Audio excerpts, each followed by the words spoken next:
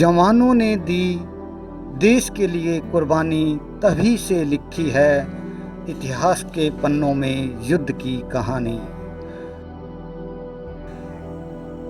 आज से ठीक 51 साल पहले 28 दिसंबर को हुए नग्गी बॉर्डर की युद्ध की कहानी आपको हम सुनाते हैं। नमस्कार, मैं हूं राजकुमार गौड़। कैमरा पर्सन राजेश मुद्रा के साथ एसबी न्यूज में आपका स्वागत है। शमशान भूमि में सेना का एक ट्रक आकर रुकता है। इसमें शहीदों के शव लदे होते हैं। अंतिम संस्कार के समय देखने में आया कि सैन्य कर्मियों को शहीदों के कपड़ों में उनकी बीवी बच्चों की फोटो, तो किसी के हाथ में चिट्ठी पत्री मिली। यह भावुक कर देने वाला मंजर किसी फिल्म का दृश्य नहीं, बल्कि श्री कर्णपुर क्षेत्र के नागी बॉर्डर पर हुए युद्ध की कहानी का असली मंजर था, जो 51 साल पहले ठीक 28 दिसंबर के रात मध्य रात्रि को लोगों को आगामी दिवस पर देखने को मिला, जिसका मंजर लोगों के जहन में आज भी खंजर पर बना हुआ है। जी हाँ, हम बात करते हैं 28 दिसंबर 1971 को क्षेत्र में कुछ इसी प्रकार का एक युद्धाभ्यासी दृश्य हुआ। जी हाँ, बात है 27-28 दिसंबर 1971 की, जिसके बाद लोगों ने जो दृश्य देखा वह दिल दहला देने वाला था।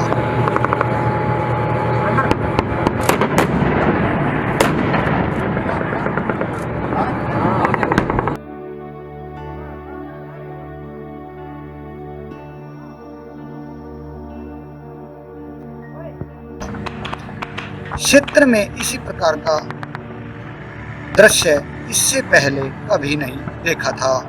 वजह थी भारत पाक युद्ध विराम के बाद नग्गी क्षेत्र में धोरों को मुक्त कराने के लिए हुई लड़ाई का। आप जानते हैं कि सन 1971 का भारत पाक युद्ध में पाकिस्तान को बड़ी हार का सामना करना पड़ा था।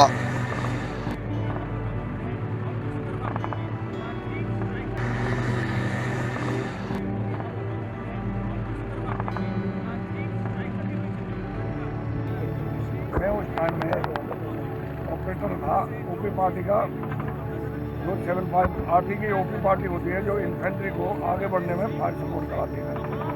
मैं उस टाइम ऑपरेटर था, सिपाही था। ऑपरेटर तो हुआ जब 16 दिसंबर को इन्होंने सीज फायर हो गया, सब कुछ हो गया, लोग थोड़ा रेस्ट में आ गए। इन्होंने धोखे से आके हमारे एक डिब्बा है जो नागी से 2 किलोमीटर की दूरी पे है, आगे इस पर डट गए। फिर हमें कुछ सूत्रों से पता चला कि ये कब्जा हमारा कर लिया है। उस टाइम हमारे सेक्टर के कमांडर थे major general Ram Singh. Army headquarters से उनको बताया गया कि इसको खत्म करो।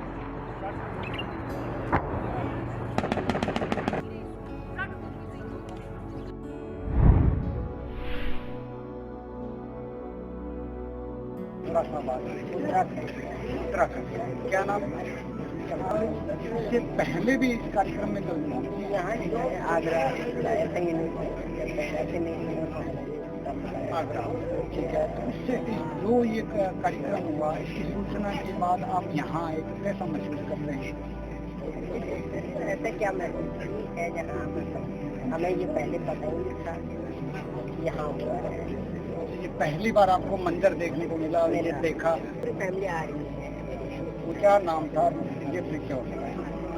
आनंद सिंह। आनंद सिंह। लेकिन युद्ध विराम के बाद इस इलाके में हुई यह घटना इतिहास में सेड ड्यून के नाम से दर्ज हुई।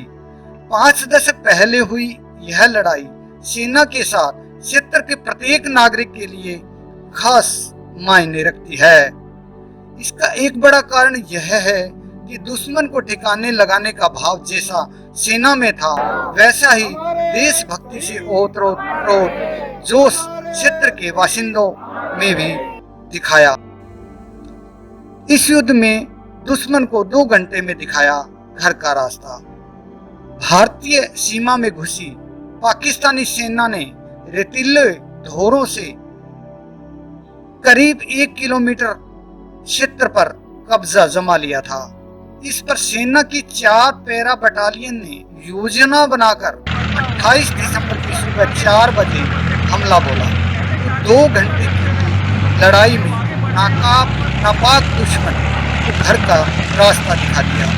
इस दौरान घोड़ों पर बिछाए गए माइंस की वजह से भारतीय सेना के 3 अधिकारी व 18 जवान इस युद्ध में अपनी जान गंवाकर सदा सदा के लिए अमर हो गए।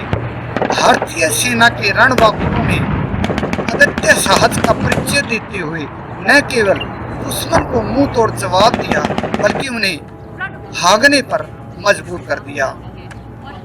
इस युद्ध में यहाँ के भागीदार लोगों ने ट्रैक्टरों की सलेंसर निकालकर एक टैंक का रूप देकर दुश्मन को भुचक्का कर दिया था। इस लड़ाई से पहले एक और घटना भी काफी चर्चित है। जानकार लोग एवं इस युद्ध के प्रत्यक्षदर्शी लोग बताते हैं कि 1971 में युद्ध विराम के बाद हुई घटना से सीमा पर टैंक व पर्याप्त बटालियन एवं अन्य सैन्य सुविधाएं पर्याप्त नहीं होने के कारण मामले में प्रशासन व पुलिस ने स्थानीय नागरिकों की बैठक लेकर इस युद्ध में भागीदारी निभाने की गुहार लगाई।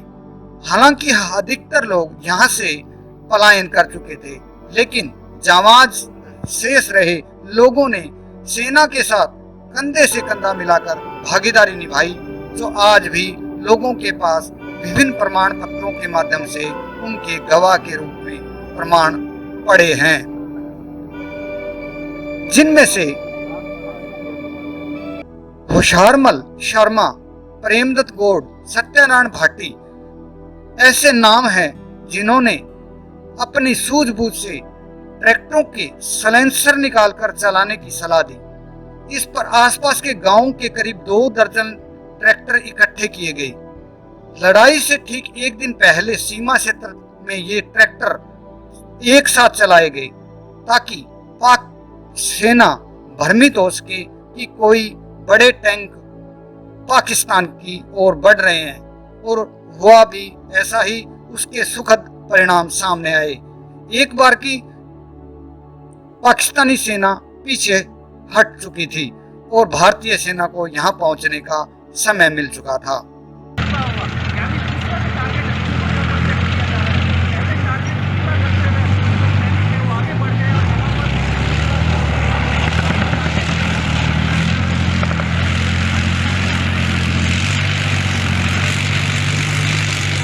अब भारतीय सेना के अधिकारियों की अगुवाई में तथा यहाँ के सामाजिक संस्थाओं की अगुवाई में यहाँ हर साल इस दिन 28 दिसंबर को मेला लगता है तथा विभिन्न कार्यक्रमों के साथ साथ विभिन्न प्रतियोगिताएं होती हैं, जिसमें खिलाड़ी व प्रतिभाएं बढ़ चढ़कर हिस्सा लेती है। सांस्कृतिक कार्यक्रम के आयोजन होते हैं, जिसमें देशभक्ति से ओतप्रोत अनेकों कार्यक्रम होते हैं।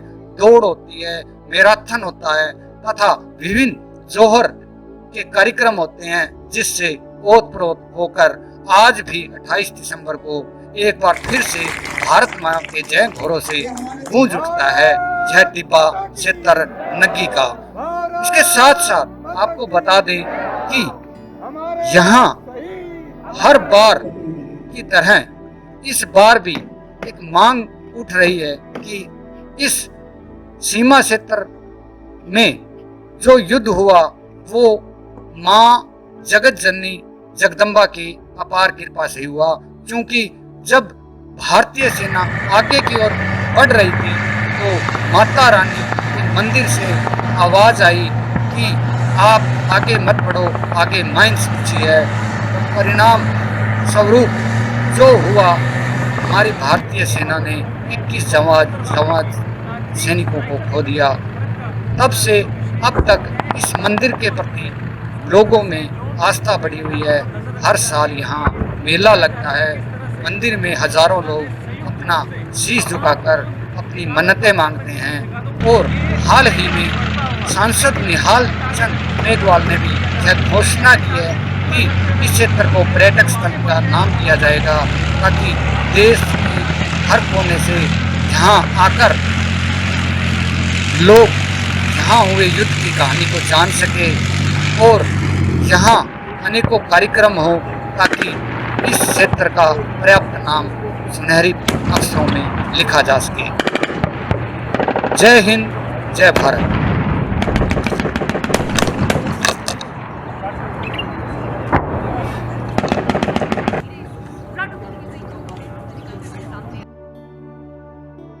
द्वारा जो है प्रपोजल भेजा गया है, करीबन 1.5-2 करोड़ का प्रपोजल भेजा गया है टूरिज्म डिपार्टमेंट को। अगर वो फाइनेंस के द्वारा अप्रूवल दिया जाता है तो बहुत जल्द इसके अंदर भी अभी सर कोई जायजा भी लिया गया अधिकारियों की ओर से, उसमें क्या संभावनाएं नजर आ रही है साहब वहाँ से? नहीं, कल हमारे द्वारा जो है वो प्रपोजल बनाया गया था, इसलिए सीएस साहब को मेरे द्वारा भेजा गया था। वो प्रपोजल बना लिया गया है और वो कल की कल में ही हमने टूरिज्म डिपार्टमेंट को भेज दिया गया है। मोस्ट प्रोबेबली 90% ये हो जाना चाहिए कि इसके अंदर ये पैसे आ जाएंगे। और फिर ये भी मेरे ध्यान में लाया गया था कि लगभग 1-1.5 किलोमीटर की वो सड़क है, उसके अंदर से 300 फीट तो अभी इसी के अंदर हमने ले ली गई इंटरलॉकिंग में। और जैसे ये सैंक्शन हो जाता है तो उसके लिए जो बाकी का जो 800-900 मीटर का जो वो एरिया पैच बचेगा, उसमें खड़बंजा या फिर इंटरलॉकिंग का और प्रावधान किया। प्रपोजल में तो हमने अभी ऑडिटोरियम का भेजा है, गैलरी का भेजा है, वो इंटरलॉकिंग है उसका भेजा है, स्मारक का भेजा है, काफ़ी 5-7 आइटम लिए हैं उसके।